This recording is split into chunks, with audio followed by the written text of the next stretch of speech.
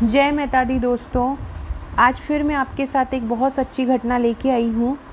Last video में मैंने आपको बताया था कि किस प्रकार भगवान श्री राम से तुलसीदास जी के दर्शन हुए थे। भगवान राम जी का तुलसीदास जी को दर्शन किस प्रकार हुआ था और वो किस प्रकार उनसे मिले थे। मेरे चैनल पे आपको जो सच्ची घटनाएं होंगी, जो बिल्कुल रियल घटनाएं होंगी और किसी न किसी के साथ होती रहती हैं। देखिए, इस दुनिया में ईश्वर है और ईश्वर अपने होने का कभी न कभी किसी न किसी को प्रमाण देते रहते हैं। उन्हीं सच्ची घटनाओं के साथ मैं आपका स्वागत करती हूँ। तो चलिए हम स्टार्ट करते हैं आज की घटना। आज की घटना एक बालक की है जिसे माँ ने खुद आके अपने हाथों से खाना खिलाया था। और ये जिसकी घटना है वो मेरे रिलेटिव हैं, जो अब काफ़ी बड़े हो चुके हैं। और ये जो घटना है आज से 30 से 35 साल पुरानी है और बिल्कुल रियल घटना है। तो चलिए स्टार्ट करते हैं। और ऐसी ही सच्ची घटना हमेशा सुनने के लिए किसी से भी संबंधित हो वो, देखिए, अगर ये दुनिया है तो यहाँ अच्छा भी है बुरा भी है, ईश्वर है तो भूत भी है, अच्छे लोग हैं तो बुरे भी लोग हैं। तो हर चीज़ से संबंधित जो भी सच्ची घटनाएं रहेंगी वो आपको मेरे चैनल पर मिलेंगी। तो चैनल को आज ही सब्सक्राइब कर लीजिएगा।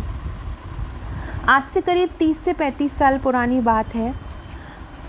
एक गांव में एक मंदिर था। मंदिर में पूजा होनी थी। अब सभी लोग मंदिर में गए हैं और मंदिर में एक बालक भी गया है। बालक की उम्र होगी 3 से 4 साल। जो मंदिर था वो घर से काफ़ी दूर पे था।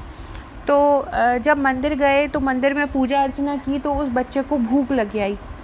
भूख लगने के कारण वो बहुत रोया। अब गांव का मंदिर था और गांव के आसपास ऐसी कोई सुविधा भी नहीं थी कि उस बालक को कुछ खिलाया जाए। और वो बालक काफ़ी ज़िद्दी किस्म का था। छोटे मोटे प्रसाद से उसका कुछ होता नहीं था। उसको जिद हो रही थी कि मुझे दाल बाटी खाना है। उसको जिद थी कि मुझे दाल बाटी ही खाना है, मुझे दाल बाटी ही खाना है। बहुत रोया। उसके जो पेरेंट्स थे, उसकी जो मम्मी थी, उसके पापा थे, वो बहुत ज़्यादा परेशान हो गए थे। उन लोग का पूजा करना मुश्किल हो गया था। 2 से 3 साल का बालक था, कुछ यही उम्र रही होगी जैसा ये बच्चा दिख रहा है। तो वो बहुत ज़्यादा रोए कि नहीं, हमको तो दाल बाटी ही खाना है, दाल बाटी ही खाना है। चूँकि जो मंदिर था वो उनके कुल देवी का मंदिर था और जो कुल देवी जो बालक था वो भी कहीं ना कहीं उनसे जुड़ा हुआ था। और जो उनके जो पेरेंट्स थे वो भी काफ़ी धार्मिक प्रवृत्ति के थे, ब्राह्मण परिवार था। तो जुड़े हुए थे भगवान से, तो उनकी बहुत आस्था थी। बालक जो था बहुत ज़्यादा रोया और रो रो के थक गया, क्योंकि नॉर्मल बिस्किट से या प्रसाद से या पंडित ने भी प्रसाद दिया उसको वो नहीं भा रहा था। उसको तो दाल बाटी ही खाना था और रो रो के उसका खाली पेट हो गया था। ये बात उसके पेरेंट्स बहुत अच्छे से समझ रहे थे। जब वो रो रो के बहुत ज़्यादा थक गया तो थक कर वो सोया तो उसको सपने में माता खुद आई और माता ने उनको दाल बाटी अपने हाथों से खिलाया। ये बात हमको कैसे मालूम हुई या उनके पेरेंट्स को कैसे मालूम हुई? जब वो बालक उठा तो उसका पेट बहुत ज़्यादा भरा हुआ था। जैसे कि आप देखते होंगे जब बच्चे का पेट भर जाता है तो वो जैसा फील करता है या उसका जैसा पेट दिखता है, तो वो जो बालक का जो पेट था वो भरा हुआ था और वो बहुत ज़्यादा खुश था। जब वो उठा तो बहुत ज़्यादा खुश था और उसके चेहरे पे बहुत तेज़ था। उसकी माँ ने उससे आके पूछा कि क्यों, तुमको तो भूख लग रही थी, दाल बाटी खाना था, चलो हम घर चलते हैं और घर पे चल के हम दाल बाटी खाएंगे। तो वो बच्चा बोलता है नहीं नहीं, अब मुझे नहीं खाना है, क्योंकि मैं तो दाल बाटी खा चुका हूँ और मुझे मेरी माँ ने खिला दिया है। तो बोले किसने खिलाया है तुमको?